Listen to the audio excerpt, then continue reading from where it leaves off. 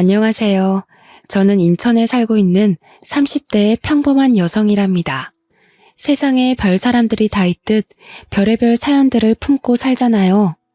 그런데 저는 제가 이 일을 겪기 전까지는 그렇게 크게 힘든 일이 없었습니다. 너무 충격적인 일이라 30년 동안 조용했던 삶에 폭탄이 한 번에 떨어진 건가라는 생각이 살며시 들기도 했는데요. 그런 제 사연 다들 한 번만 들어주시길 바랍니다. 전 원래 어려서부터 결혼을 일찍 하고 싶어 했어요. 오죽하면 고등학생 때도 결혼 노래를 불러서 저희 아빠께서는 그렇게 빨리 집을 떠나고 싶냐며 서운해 하셨고, 친구들은 제가 1등으로 결혼할 거라 생각했죠. 저 역시 제가 1등으로 결혼할 줄 알았습니다. 그러나 현실은 제 꿈을 이루기에는 너무 버거운 존재였어요. 늘 자연스럽게 만나서 연애하는 걸 좋아했던 편인데, 그러다 보니 결혼 상대로는 부족한 면들이 보였고 결국 헤어짐으로 이어졌습니다. 그들이 특별히 뭘 잘못했다기보다는 결혼까진 아닌 연애 있잖아요. 제가 이렇게 헤매고 있을 때 주변 친구들은 오히려 저보다 빨리 시집을 가기 시작했고 애를 낳고 사는 모습을 보니 마냥 부러웠습니다. 그렇게 초조해야 할 나이는 아니라는 걸 알지만 그냥 결혼을 하고 싶었거든요. 결국 저는 자연스러운 만남을 포기하고 결혼을 위해 상대방의 조건을 모두 파악한 후 만나는 자리를 선택했고, 그렇게 여러 남자와의 만남 끝에 제 짝을 찾았습니다. 지금의 제 남편은 조건도 만족이었는데 심지어 첫날 얼굴을 확인했더니 너무 잘생겨서 완전히 빠져버렸습니다. 결혼 생활은 결국 서로 얼굴 보고 사는 거잖아요. 남편의 외적인 모습까지 제 맘에 쏙 들어버렸습니다. 역시 인연은 따로 있다고 하던데 내 인연이 여기 있었구나 싶었어요. 남편도 저도 서로 결혼을 전제로 만나는 거라 연애 초기부터 자연스럽게 결혼에 대한 얘기를 주고받으면서 계획을 세웠습니다. 그리고 전 이 연애가 마음에 무척 들었어요. 뭔가 시간 낭비하는 것 같지도 않고 조건도 알맞지만 무엇보다 진심으로 서로 사랑해서 하는 결혼이니 더욱 좋았죠. 저만큼이나 결혼을 서두르고 싶어 했던 남편은 만난 지 1년도 안 된 상태에서 제게 프로포즈를 했습니다. 예상치도 못하게 받은 프로포즈는 잊을 수 없는 감동으로 남았고 저희는 바로 결혼을 준비했어요. 친정 부모님은 남편을 두 팔 벌려 환영하시는 분위기로 친아들처럼 반겨주셨고 남편도 저희 부모님께 살갑게 정말 잘했습니다. 그리고 시댁에 인사를 하러 갔을 때도 똑같은 분위기였어요. 저희 집도 꽤 밝고 유쾌한 분위기인데 시댁도 화목함이 인상적이었습니다. 특히나 시부가 굉장한 사업가셔서 경제적 여유가 있으신 편인데도 오히려 검소하신 게 정말 좋았어요. 남편에게는 위에 누나와 아래 여동생이 있었고 시댁에 인사를 하러 갔을 때 모두 함께 뵙습니다. 오느라 고생했네. 어서 와요. 네, 안녕하세요. 저는 성미연이에요, 아버님, 어머님. 그래요. 오느라 힘들었을 텐데 어서 들어와요. 임금님 수라상 저리 가라 할 정도로 한상 가득 차려서 저를 환대해 주셨고 좋은 분위기 속에 함께 식사를 했습니다. 처음엔 형식적인 대화들로 시작해서 슬슬 어색함이 풀렸죠. 그리고 시부께서는 제게 정말 마음에 쏙 든다며 첫 대면에 통과를 아주 통쾌하게 외치시며 배웅을 해주셨습니다. 양가에 모두 인사를 마치고 나니 결혼한다는 게 실감이 나기 시작하면서 양가 부모님 모두 저희를 좋게 봐주시니 다행이었어요. 이 얘기를 제 친구들에게 했었는데 몇몇 친구들은 더 살아봐야 안다고 말해주기도 했고 몇몇 친구들은 시댁 제대로 만난 것 같다면서 부럽다고 하기도 했습니다. 제가 사람 보는 눈이 정확하지는 않지만 느낌상 시댁 잘 만난 것 같다는 생각을 하긴 했어요. 사실상 형님의 신우까지 있으면 조금 쉽지는 않죠. 그러나 제 결혼 생활은 그렇지 않았습니다. 결혼 후에 오히려 형님과 신우랑 따로 만나면서 데이트도 하고 그렇게 잘 지냈어요. 특히 형님은 저를 엄청나게 챙겨주셨습니다. 제가 자기 여동생 같이 느껴진다면서 혹시 살면서 어렵고 힘든 일이 있으면 무조건 형님께 털어놓고 의논하라고 말해주었죠. 마치 제게 친언니라도 생긴 것처럼 의지를 많이 했습니다. 시댁과 저희 신혼집이 차로 40분 정도 거리였고 결혼하신 형님네는 1시간 거리였어요. 그리고 미혼인 신혼애랑은 20분 거리로 가장 가까웠죠. 신우는 미혼이기도 하고 아직 젊어서 친구들과 시간을 많이 보내는 탓에 자주는 못 봤는데 1시간 거리에 사는 형님은 저랑 놀겠다며 그 힘든 거리를 왔다 갔다 해주셨습니다. 하도 저희 집 쪽으로 자꾸 오셔서 이번에는 제가 가겠다고 하면 절대 안 된다고 막으셨거든요. 그래서 정작 저는 형님네 동네에 못 가봤습니다. 한 번은 제가 형님에게 물어봤어요. 형님, 근데 왕복 2시간이 넘는데 매번 이렇게 오시는 거 안 힘드세요? 다음에는 진짜 제가 갈게요. 무슨 소리야. 옳게. 힘든 거 하지 마. 나는 운전하는 것도 좋아하고 그래서 상관없는데 옳게는 여리여리한 게 꼭 힘든 일 하면 쓰러지게 생겼잖아. 에이, 무슨 소리예요, 형님. 저 그렇게 연약한 사람 아니에요. 정말 다음에는 한번 초대해 주세요. 형님만 매번 저 위해서 고생하셔서 마음이 불편해요. 난 동생이 밑으로 둘이나 있잖아. 그래서 그런가 이렇게 하는 게 더 편해. 올케가 우리 동네로 오고 그러면 오히려 불편해서 제대로 놀지도 못할 것 같아. 그니까 그런 거 신경 쓰지 말고 보자. 얼굴 보는 게 중요하지. 누가 오고 가면 어때? 형님은 여장부 스타일에 정말 당차신 분이라서 안 친했을 때는 약간 무서웠는데 막상 친해지고 보니 이렇게 다정하신 분이었죠. 제가 힘들까봐 그게 싫어서 본인이 매번 저를 보러 오시던 분이셨고 올 때 또 빈손으로 오지도 않으셨습니다. 밑반찬이나 여자 몸에 좋은 것들을 막 사다 주시곤 했어요. 형님이랑 친해지면서 속마음도 들어볼 수 있었는데 제게 넌지시 말을 하더라고요. 옳게. 우리 부부 벌써 결혼 7년 차인가? 그런데 왜 애가 없는지 안 궁금했어? 그런 걸 뭘 궁금해해요. 요즘 딩크 부부도 많고 부부 사생활인데 뭐하러 물어요, 형님. 고맙네. 나는 아기를 정말 낳고 싶었고 꼭 낳아야 했거든? 근데 3년 동안 애가 안 생기는 거야. 그래서 남편이랑 병원을 가서 검사를 해봤더니 내 자궁이 약해서 애를 못 갖는데. 말 그대로 불임인 거지.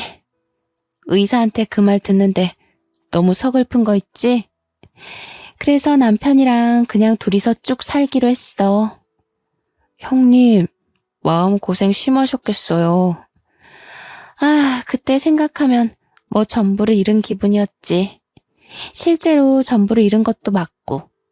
그래서 나는 도준이가 결혼한다고 옳게 데려왔을 때 너무 기쁘더라고. 둘이 잘 살다가 자연스럽게 애도 낳을 거고 그럼 조카 생기는 거잖아. 난 진짜 조카한테 뭐든 다 해줄 거야, 옳게. 언제일지는 모르겠지만 태어날 아기는 좋겠네요. 형님, 정말 아픈 상처를 저한테 이렇게 꺼내주셔서 감사해요. 그간 왜 형님네는 아기가 없는지 살짝 궁금하긴 했는데 이날 형님의 말을 듣고 마음이 참 많이 아프더라고요. 또 한편으로는 부담 갖지 말라면서 말은 했지만 내심 조카를 얼마나 바라고 계실까 싶기도 했죠. 저희 부부는 아기를 늦게 가질 생각도 없었고 자연스럽게 가질 생각이었기 때문에 하루빨리 좋은 소식을 들려드려야겠다 싶었습니다. 저를 챙겨주는 좋은 마음은 형님뿐만이 아니었죠. 시부모도 정말 과했습니다. 명절이 되어 시댁에 가기라도 하면 제가 힘들까봐 오히려 형님과 신우에게 일을 시키고는 하셨죠. 자꾸 그런 모습들이 오히려 부담스러워 정말 괜찮다고 제가 하겠다고 나서면 남편까지 나서서 저를 쉬게 했습니다. 저 정말 괜찮아요. 다 같이 얼른 하고 쉬는 게 좋죠. 저도 할게요. 무슨 소리야. 얼른 방에 가서 쉬고 있어. 이런 거 젊어서부터 자꾸 하면 몸 상해. 그래, 옳게. 나랑 도희가 할 거니까 얼른 가서 쉬어. 아, 정말 괜찮아요. 그냥 같이 할래요. 어디 아픈 것도 아닌데 저만 왜 특별 대우를 받아요. 그게 우리 집안 룰이야. 며느리라고 막 부려먹는 거 난 딱 질색이야. 그니까 얼른 들어가서 쉬다가 저녁 먹을 때 나와.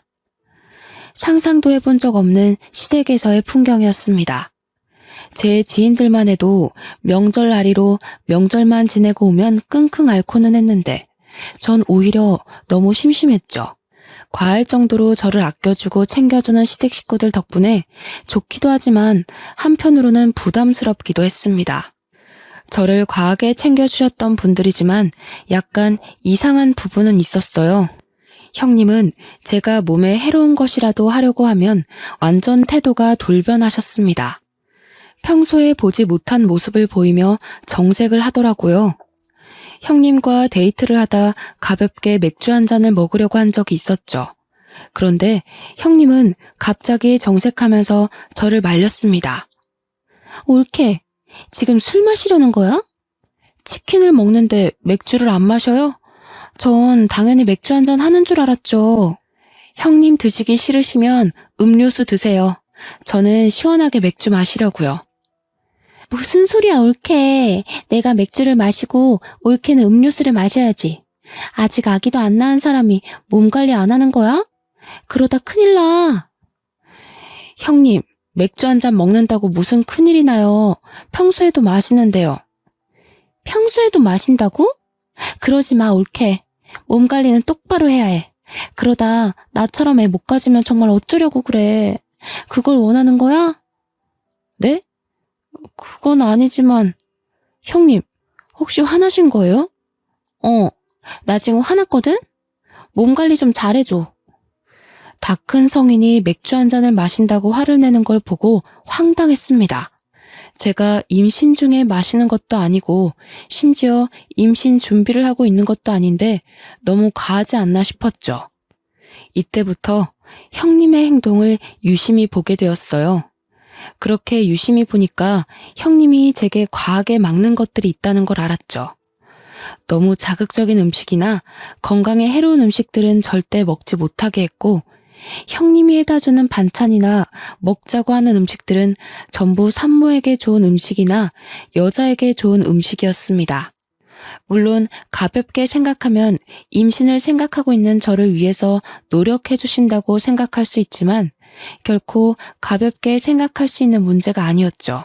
왜냐면 시모도 가만히 있는데 왜 형님이 나서서 임신 압박을 은근히 주는 건지 모르겠더라고요. 이게 말로만 듣던 임신 압박이구나를 내심 깨닫게 되었습니다. 평소에는 천사 모습을 한 형님이셨지만 저렇게 제가 본인의 뜻에 어긋난다 싶으면 완전히 정색한 호랑이로 돌변하고는 했죠. 그런 모습들이 점점 불편해지기 시작할 때쯤 아니나 다를까 형님은 대놓고 제게 물어봤습니다. 옳게, 그나저나 아직 소식은 없는 거야? 네? 어떤 소식이요? 어떤 소식이냐니. 당연히 임신이지. 아, 네, 아직 없죠. 왜 아직 없어? 한참 불타오를 신혼인데. 아직 없으면 문제 있는 거 아니야? 그런데 그렇게 천하태평하게 있는 거야? 형님, 저희 결혼한 지 이제 2달 조금 넘었어요. 아직 걱정할 정도는 아니잖아요. 무슨 소리를 하는 거야. 젊은 사람들은 혼전 임신에 허니문 베이비로 바로 임신하는 마당에. 가만 보면 옳게는 너무 안일하게 생각하는 것 같아. 그런 게 아니라 아직 그렇게 급하지가 않아요. 이 사람도 그렇고 저도 그렇고. 그건 옳게 생각 아니야?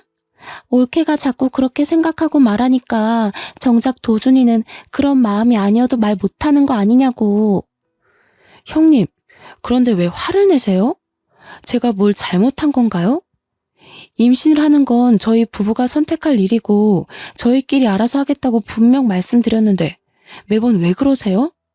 저 형님이 자꾸 이러시는 거 너무 불편해요. 옳게. 불편이고 뭐고 지금 그게 중요한 게 아니야.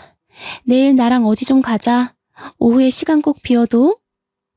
형님은 제게 임신을 아직도 안 했다며 대놓고 화를 내셨어요. 과연 이게 맞는 상황인가 싶었습니다. 저는 이날 집으로 돌아와서 아무리 생각을 해봐도 형님의 태도를 이해하긴 어려웠고 남편에게 전부 솔직하게 말했어요. 여보, 형님이 자꾸 나한테 임신하라고 압박을 줘. 한두 번도 아니고 술 마시면 몸 관리 안 한다고 뭐라고 하고 조금 매운 거 먹어도 뭐라고 하시는데 처음에는 그러려니 했거든? 근데 이게 계속 쌓이고 쌓여서 이상하다 싶었는데 오늘은 대놓고 화를 내더라니까? 대체 형님 왜 그러셔? 당신이 이해 좀 해줘. 그래도 누나가 당신 끔찍하게 생각하고 챙겨주잖아. 누나는 애를 엄청 원했는데 불임으로 애 못 낳은 거 알잖아. 그러니 조카가 보고 싶겠지. 그 과한 마음이 당신을 힘들게 했나 보다. 혹시라도 너무 과하면 말해줘. 내가 자제시킬 테니까. 나도 그렇게 생각하고 이해하려고 한 건데 도가 지나치잖아. 내가 임신을 언제 하든 솔직히 형님이 신경 쓰실 부분은 아니잖아. 어머님, 아버님도 가만히 계시는데 형님이 왜 그러셔? 그렇지, 맞지. 누나가 조금 과했네. 당신이 이해 좀 해줘. 남편에게 말했지만 돌아오는 대답은 이해를 해달라 뿐이었습니다. 솔직히 저도 형님이 불임이라는 말을 듣고 조카를 원해서 그렇겠다고 생각을 하면서 이해하려고 노력을 많이 했었죠.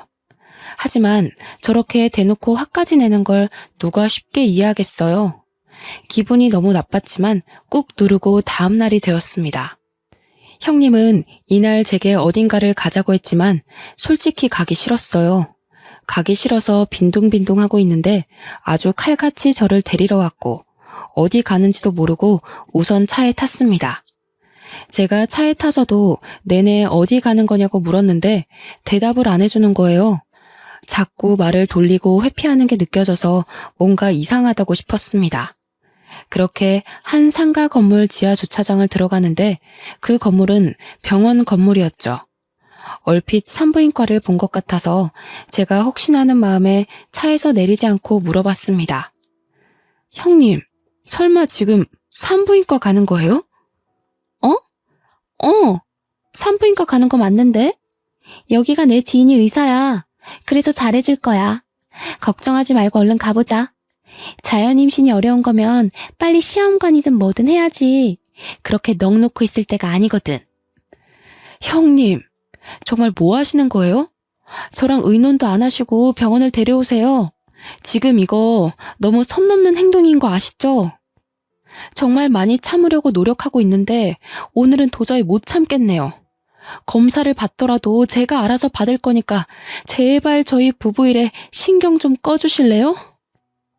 가긴 어디를 가. 여기까지 왔으면 검사라도 하고 가라니까. 검사하는 게 뭐 어려운 것도 아닌데 대체 왜 그래 어린애처럼. 제가 지금 검사하는 게 어려워서 이래요? 형님 행동하시는 게 기분 나쁘니까 그렇죠. 저는 형님이 잘 챙겨주셔서 진심으로 좋고 감사했는데 아무래도 적당히 선을 두고 보는 게 좋겠네요. 당분간은 따로 찾아오지 말아주세요. 전 그렇게 차에서 내렸고 저를 부르는 형님을 무시한 채 가버렸습니다. 집으로 오는 길 내내 아무리 생각해도 너무 화가 나는 거예요. 막말로 형님이 뭔데 저렇게까지 설치는지 모르겠고 불편하다 못해 오만정이 다 떨어졌습니다. 남편이 퇴근해서 돌아올 때까지 전 기다렸다가 남편에게도 말했어요. 나 오늘 형님 손에 이끌려서 강제로 산부인과 가서 검사받을 뻔했어. 나한테 한마디 상의도 없이 병원까지 갔다고. 내가 대체 어디까지 이해를 해줘야 하는데? 말 좀 해봐. 아, 정말이야? 누나가 너무 심했네. 내가 누나한테 그러지 말라고 말할게. 그러지 말라고 말하는 게 아니라 대체 왜 그러냐고 좀 물어봐. 나도 궁금해 죽겠으니까. 어머님, 아버님도 나한테 임신 강요를 안 하시는데 왜 형님이 저렇게 계속 스트레스를 주는 건데? 그리고 어디 한번 물어보자. 당신도 사실 아기를 빨리 원하는데 나 때문에 말 못하고 있다는 게 맞아? 어? 아니, 뭐 꼭 그런 거는 아니고 그냥 빨리 생기면 좋기는 하지. 나한테는 그런 말 한 적도 없잖아. 그런 생각이 있으면 당사자인 나한테 말을 해야지. 왜 형님한테 말해서 전해 듣게 만들어? 결국 당신도 문제야. 이날 남편에게 엄청나게 퍼부었습니다. 형님을 대신해 남편에게 화풀이를 한 거죠. 남편은 한참을 제 말을 들어주다가 사실은 아이를 원한다면서 빨리 낳고 싶다고 말을 했어요. 이런 말을 아내인 제게 했으면 정말 좋았겠죠. 왜 저한테 안 하고 형님에게 했는지 모르겠더라고요. 전날 남편이 형님에게 연락해서 앞으로 제게 임신에 대한 압박을 주지 말라고 말하는 걸 얼핏 들었지만 모른 척 했습니다. 이후 형님은 정말 미안하다고 연락이 몇 통 왔었어요. 조카를 너무 원했는데 아무래도 본인의 방식이 잘못이었다며 사과를 한다고 했죠. 우선 사과를 받아줄 거지만 적당히 거리를 뒀으면 좋겠다고는 말했습니다. 예전처럼 너무 자주 만나는 건 원치 않는다고 말했어요. 이 말을 잘 포장해서 돌려서 말을 했고 형님도 알겠다고 하셨죠. 이미 제대로 정이 떨어졌고 불쾌함을 너무 느낀 상황이라 예전 사이로는 절대 돌아갈 수 없다고 생각했습니다. 또 형님의 진짜 모습을 봐버려서 그런가 더욱 예전처럼 지내기 싫었어요. 형님이 보고 싶든 보기 싫든 시댁에 가야 하는 명절은 돌아오고 형님이 싸운 후 처음 맞이하는 명절이 되어 시댁에 갔습니다.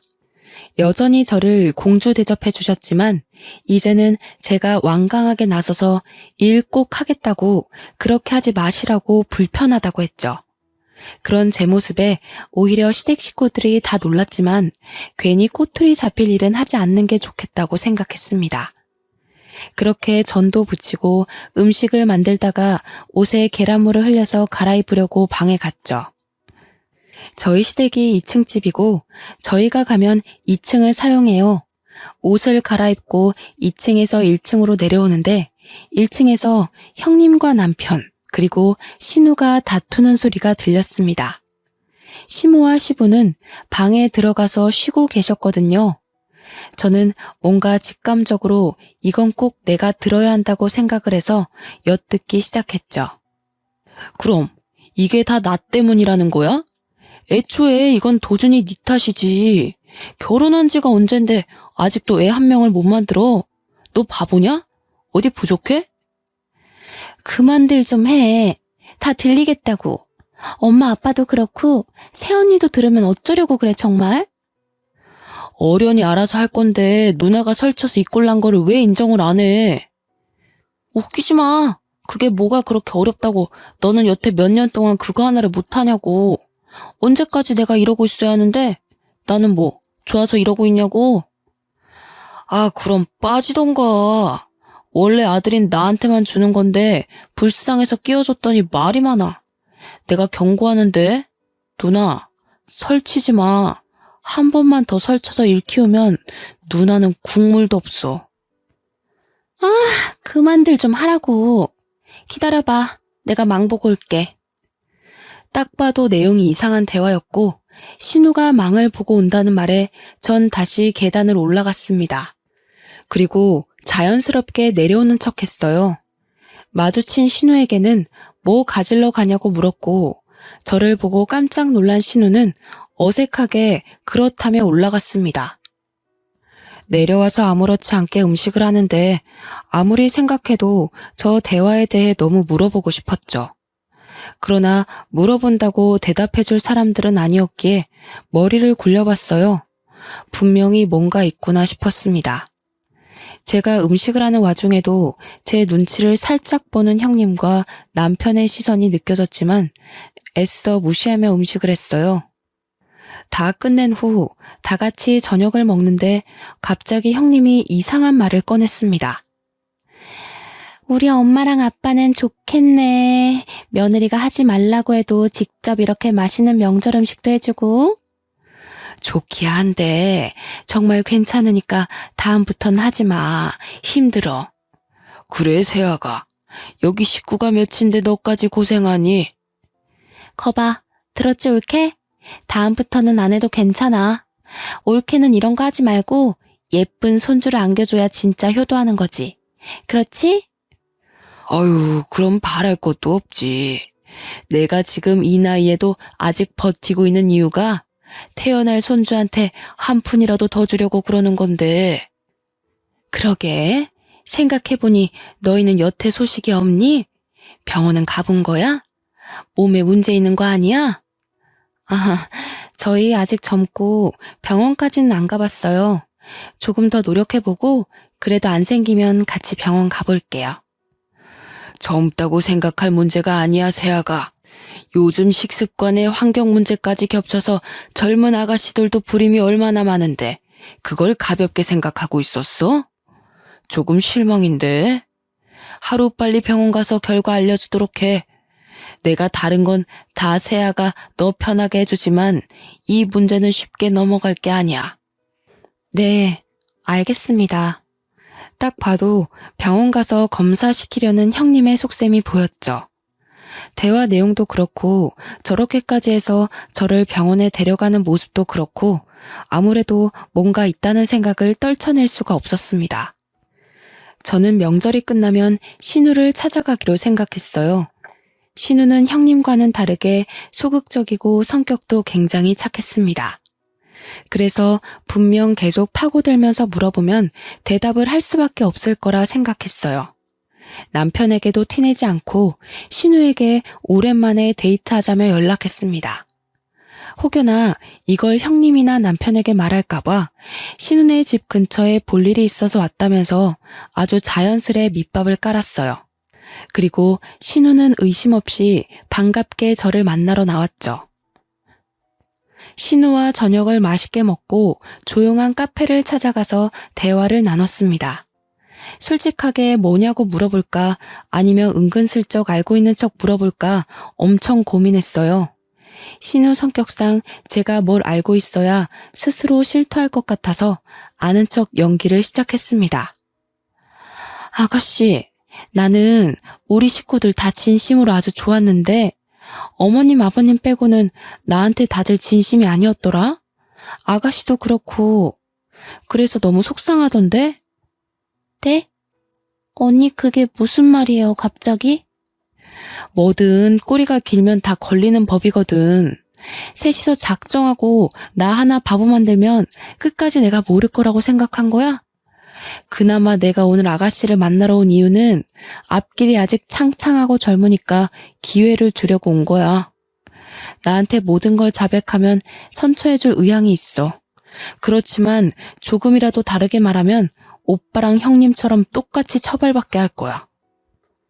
네? 그게 처벌할 수 있다고요? 아닌데. 그럴 리가 없는데. 나 시간 없어. 선택해서 얼른 말해.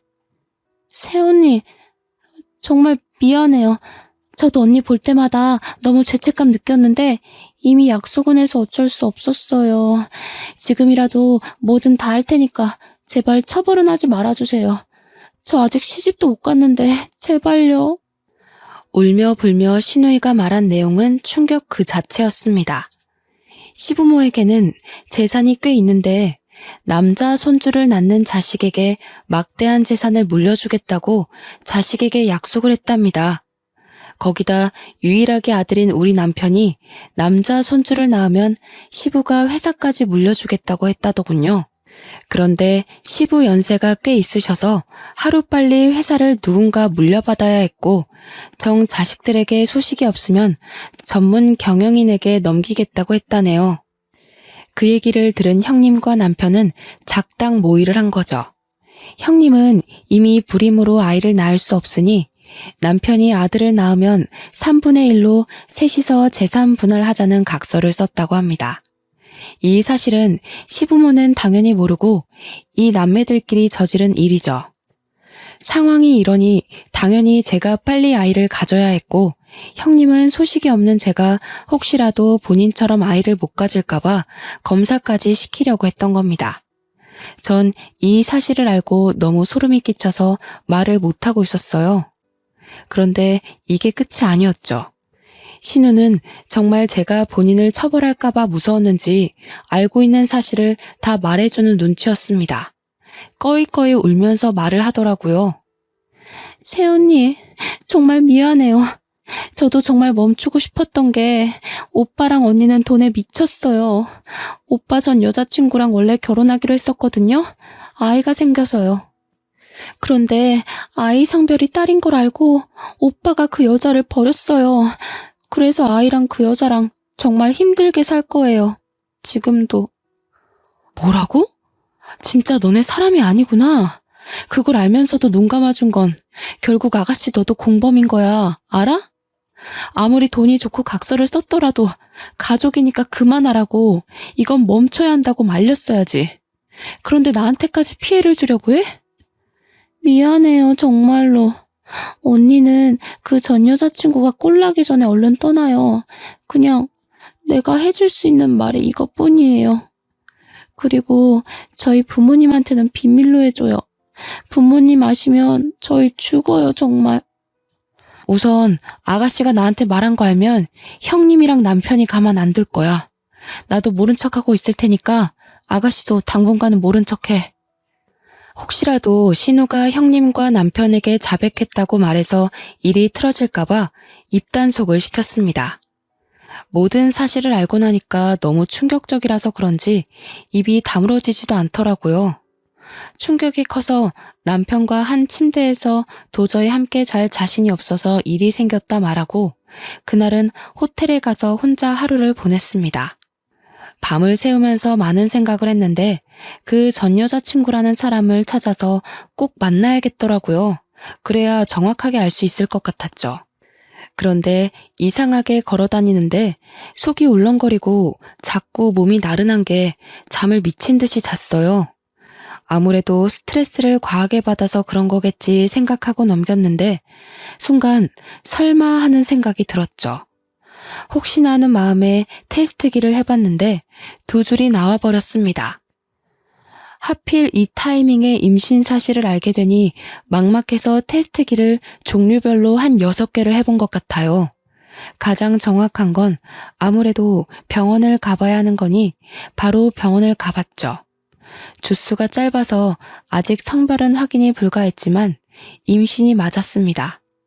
저는 그냥 그날 바로 남편에게 말했어요. 나 임신이래. 오늘 병원 갔다 왔어. 뭐? 그게 정말이야? 성별은? 아들이래? 무조건 아들이어야 하는데? 당신 정말 웃긴다. 왜 아들이어야 하는데?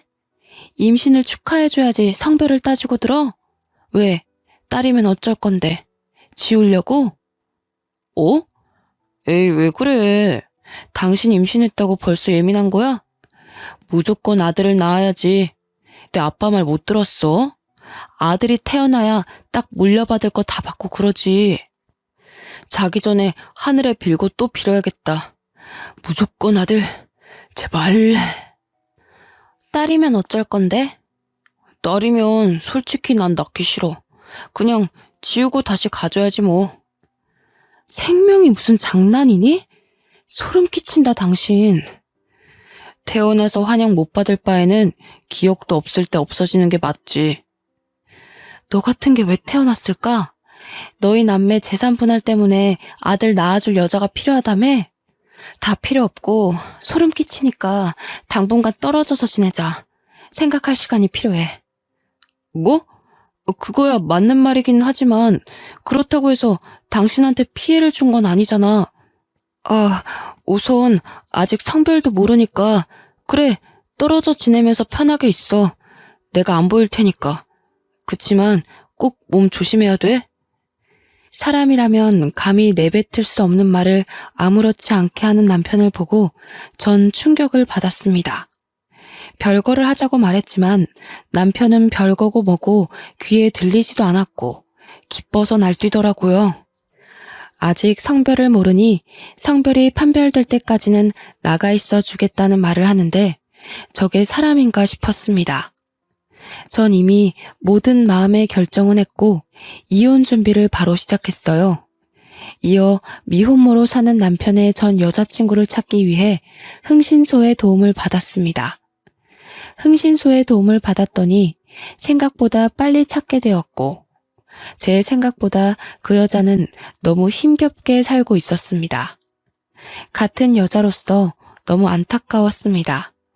제가 먼저 연락드리니 저보다 남편에게 복수하려고 이를 갈고 있더군요.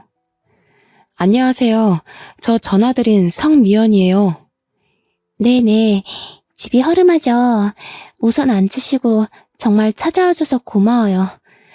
그 자식 그쪽한테도 그렇게 했어요? 저랑 우리 딸 버리듯 그렇게 한 거예요? 그러려고 하고 있는 것 같아요. 저는 아직 초기라 성별을 모르거든요. 근데 아들이 아니면 지울 거라네요. 그 자식 사람 아니에요.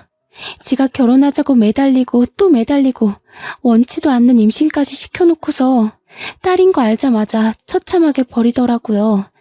저는 그때 너무 어렸고 심지어 그 자식 때문에 부모님이랑도 연을 끊어서 갈 곳도 없었는데 정말 딸아이랑 둘이 얼마나 힘들게 살았는지 몰라요. 당장이라도 멱살 잡고 싶지만 먹고 사는 게 힘들어서 복수는 꿈도 못 꾸고 살았어요. 제가 도와드릴게요. 우리 그 복수 같이 해요. 저도 그 자식 가만 안 둘 거거든요. 그 여자의 말을 들어보니 마지막 순간까지도 남편한테 매달렸다고 합니다. 그렇지만 남편은 다른 여자가 생겼다면서 넌 이제 필요 없다고 아주 매몰차게 거부를 했다고 해요.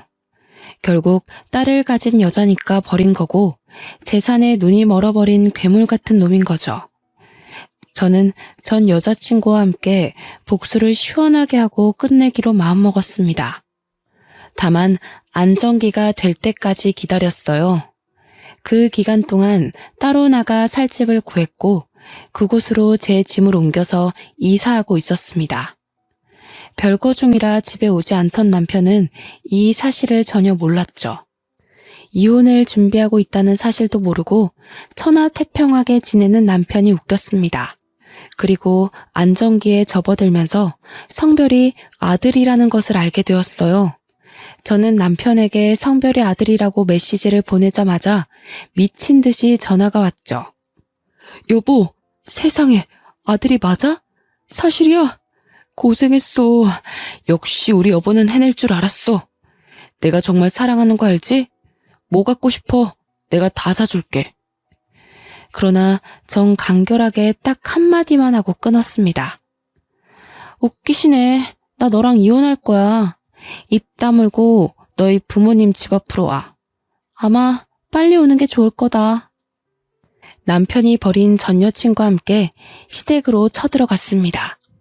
시댁에 도착했을 때는 이미 형님과 신우 그리고 시부모가 있었고 전 여자친구를 보자마자 형님과 신우는 사색이 되었죠.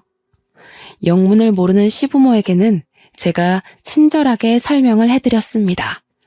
어머님, 아버님, 당신 자식들이 얼마나 괴물인 줄 아세요? 재산 그거 물려받겠다고 자기들끼리 각서까지 썼다네요. 제 남편이 아들 낳으면 3분의 1에서 나눠 갖기로요. 그리고 여기 있는 이 여자분은 저랑 만나기 전에 이미 남편의 딸을 낳으신 분이에요. 그런데 남편이 아들이 아니라 딸을 낳았다면서 이 여자분을 버렸다네요? 뭐라고? 그게 사실이니? 네, 제가 산 증인이죠. 제 딸아이가 벌써 5살이에요. 그 세월을 얼마나 피눈물 흘리면서 살았는 줄 아세요? 아무리 돈이 좋다고 해도 그렇지. 어떻게 그럴 수 있냐고 어떡해. 그 나쁜 자식 때문에 나랑 내 새끼는 매일 피눈물 흘리면서 살았는데 아직도 이러고 살고 있네요. 당신 아들은 돈에 미쳤다고요. 저한테 형님은 그러셨죠. 애 빨리 낳으라고 압박 주셨고 술도 한 모금 못 마시게 하고 마치 겉으로는 저를 무척 아끼는 척하면서 사실은 애 빨리 갖게 하려고 참 애 많이 쓰셨죠. 그런데 어머님, 아버님, 이 사람이 저 임신했다는 말 하자마자 뭐라 한 줄 아세요? 아들 아니면 지우고 다시 갖자던데요. 딸이면 낳을 필요가 없다고요. 그래서 저 이혼할 거예요. 제 말이 끝나자마자 시모는 뒷목 잡고 쓰러졌고 뒤늦게 도착한 남편은 전 여자친구를 보자마자 막 쫓아내려고 했습니다. 그걸 제가 말리고 있는데 시부가 남편의 멱살을 잡고 확 끌어서 뺨을 때리며 말했어요. 정신 차려. 네가 사람이냐? 내가 그런 뜻으로 너희한테 말한 줄 알아? 나는 괴물 새끼들한테는 돈 한 푼 줄 수 없다. 당장 내 집에서 나가. 이 말을 들은 남편은 저 때문에 모든 게 망했다면서 제 뺨을 때리더라고요. 그래서 저도 어이가 없어서 급소를 확 발로 차주면서 말했죠. 웃기고 있네. 야, 너 같은 건 씨 뿌릴 자격도 없어. 넌 죽을 때까지 절대 뿌리고 다니지 마. 여자들이 너무 아까우니까. 그러고 시댁을 나섰습니다. 몇 달 동안 남편과 이미 별거 중이었고 시댁 소식은 들을 길이 없었는데 그나마 신우가 먼저 연락해서 술술 말해주더군요. 전 남편은 집에서도 쫓겨나고 시아버님은 충격에 전문 경영인을 구하기로 했다네요. 너무 통쾌하더라고요. 웃긴 건 시부의 모든 경제적 지원이 끊겨버린 남편은 제게 다시 시작하자며 매달리기 시작했습니다. 제 뱃속에 아들이 있으니 다시 시부모님을 설득해서 자기가 회사만 물려받으면 모든 게 끝난다고요. 그 말을 듣는데 참 어이가 없었죠. 저는 완벽하게 무시하고 아예 연락을 차단해버렸습니다. 1년 전 잘생긴 아들을 출산하고 지금은 친정 부모님의 도움을 받으며 잘 키우고 있어요. 아이가 태어나자마자 시부모님이 조심스럽게 저한테 연락을 하셨어요. 본인 아들은 버렸지만 귀여운 손주 얼굴은 꼭 보고 싶다고 하면서요.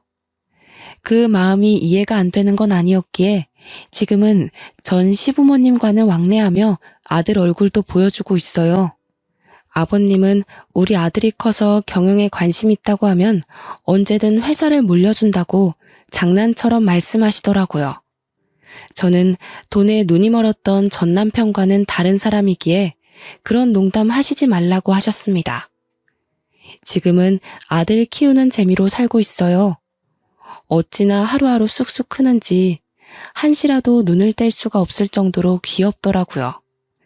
아, 그리고 남편의 전 여친분도 시부모님이 책임지고 좋은 집으로 이사도 해주셨고 모자란 생활비도 지원해 주신다고 그러더군요. 시부모님은 착하신데 어떻게 그 핏줄에서 악마 같은 전 남편이 태어났나 아직도 모르겠어요. 그래서 저는 아들을 키우면서 돈이 전부가 아니라는 것을 제대로 가르쳐 줄 생각입니다. 제 사연을 읽어주신 분들도 모두 행복하시길 바라며 마무리할게요.